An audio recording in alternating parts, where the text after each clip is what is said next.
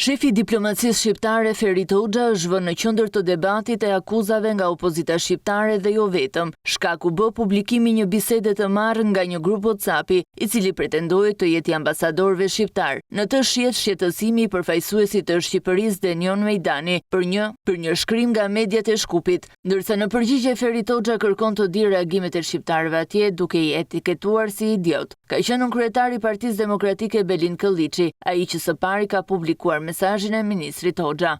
A do mbajë përgjegjësi i Ferit Hoxha për mënyrën se si shprehet për shqiptarët? Është pikërisht komunikimi në një grup chati në Ministrinë e Jashtme mes titullarit dhe disa funksionarëve të lartë, që tregon çfarë në të vërtetë Ferit Hoxha mendon për bashkëkombësitë tanë në Maqedoninë e Veriut. Menjëherë pas kësaj reagoi zëdhënësi i ministrisë shqiptare.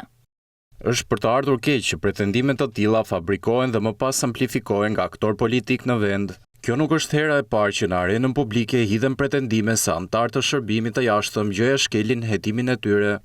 Në vrazhdën e reagimeve është përfshirë dhe ministri i ekonomisë dhe punës i Maqedonisë së Veriut Besar Durmishi, i cili shpreheti i zgënjur nga fjalori i ministrit Hoxha.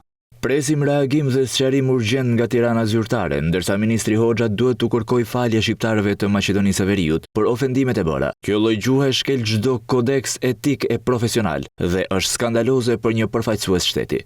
Ministri Ferit Hoxha është parashikuar të jetë raportues në mbledhjen e zgjeruar të grupit parlamentar e qeverisë socialiste, paraditën e SHN-s, në pallatin e brigadave në kuadër dhe të procesit të antarësimit të Shqipërisë në Bashkimin Evropian. Në fakt, raportimi ishte parashikuar më herët.